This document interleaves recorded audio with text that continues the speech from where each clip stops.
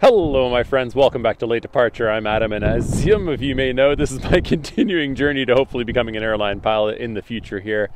And yeah, time keeps moving on here. I keep looking at the calendar and days are flying by so fast. You know, every day I'm so busy doing my flight instructor training, and honestly, it's just such a continuous process, continuous study. I'm studying every single day. I'm always doing more and more and more stuff. And I find that, it's very similar to learning a language. When you're learning anything, it's like learning a language. You start at the very basics and you work your way up.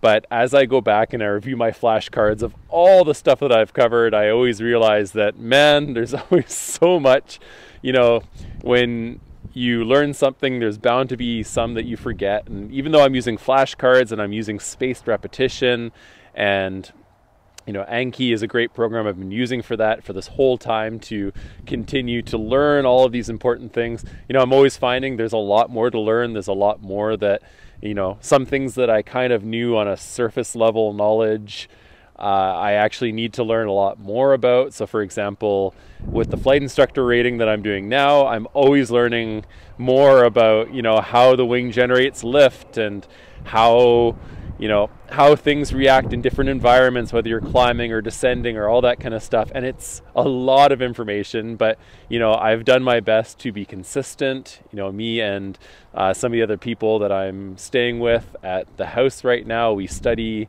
as much as we can. We get together, we quiz each other, review all of the different details of flight training and all of that stuff together, and it's really all you can do. And so I've always heard people say that the flight instructing rating is difficult, and definitely, yes, it very much so is difficult, but I wouldn't say it's any more difficult than your CPL or your PPL if you're continually putting in the time to study. And, it all comes back to, how much you study and how consistent and diligent you are. And I'm definitely finding that, with an older age, it's a little more difficult to study some of the things, but to be totally honest with you, I'm studying stuff at almost the same rate and remembering stuff at a similar rate to what I was doing when I was around 20 years old. So I think to say, when a lot of people are saying, oh yeah, you get older, it's harder to learn, it's harder to do this, it's kind of true, but not as much as people might think. And especially, for me, I'm 38 now, it's definitely not as much as some people may have had me believe. I've heard a lot of people say, oh yeah, you're going to have a really tough time, you're old and you're not going to remember as much. It's not quite true. I think a lot of it has to do with the method. It has to do with whether you're being consistent, whether you're being diligent. And I get that probably the thing that people are talking about as being the primary issue of being old, I think it mostly actually has to do with, how much time you have available. And, when you get older, you're working your job, you're paying for your mortgage, you're paying your bills, you're doing all of these things. And ultimately, yeah, I get it. That stuff itself is pretty difficult. And that definitely throws a wrench into things, because when you're young, your parents are doing everything and you don't have to worry about whatever. You can just study your best and do your best. And that's all you have to do, except, I don't know, unless you're young and you're out partying or something like that, which probably isn't the best thing to do if you're doing your flight training, but I digress. It's just coming along. I'm about halfway through the training here. I'm still working at it. I'm doing these 7 a.m. ground school sessions, which are very difficult, mostly because I'm more of a late night person than an early morning person. And it's something that, I've just been doing my best to deal with. I try to get to sleep a little bit earlier, try to stop screen time, at like 9-10 o'clock p.m. and read for a bit before I go to bed, kind of settle down. And it's been sort of working, but it's still challenging, I have to say. It's definitely not an easy thing to deal with if you're a night person trying to wake up early in the morning.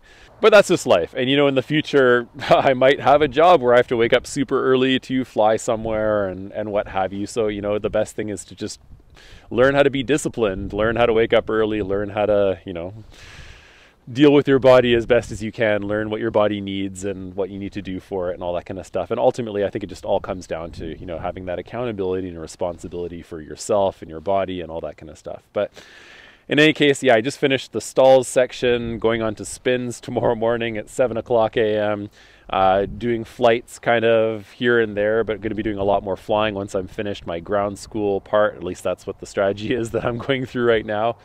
And in the meantime, I'm still studying to do my AirRAF. And, I'm pretty confident I'll be able to do well right now. But of course, knowing me, I want to do really well. I want to make sure that I'm really comfortable with this knowledge. I want to make sure that if I have flight students in the future, that I can help them as well as I can, that I can answer the questions they ask and be able to steer them the right way.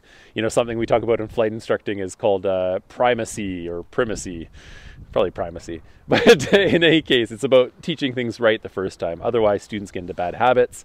And I myself have experienced this. I've had instructors who may have not taught me the right thing the first time, and that got me into trouble later when, I did my flight exams or some other things. And that was really annoying because, when you learn something as a student and you study hard and you work hard and you try your best to learn things properly, and then someone tells you did it wrong, it can be a little frustrating, like a lot frustrating. There are times where I thought, man, this really grinds my gears. This really takes away the fun of flying when you study hard and work hard and it doesn't pay off.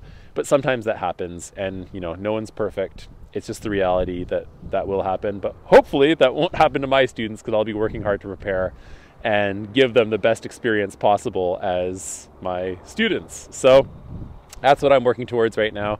And I'll update you guys again in a little while. As you can see, it's getting a little chilly here. I got some snow falling, and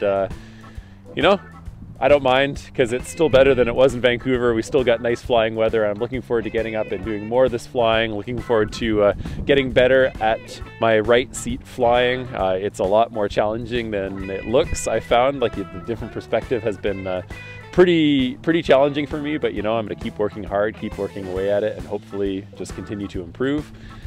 And other than that, yeah, that's all I have got to say. I'm going back to Vancouver next week, actually later on this week, just for a week, just to visit friends and family. But other than that, gonna get right back here, work hard, study, and just keep working towards this dream of becoming an airline pilot. And all you can do is work your best, work hard, and hope that good things happen. And good things are happening.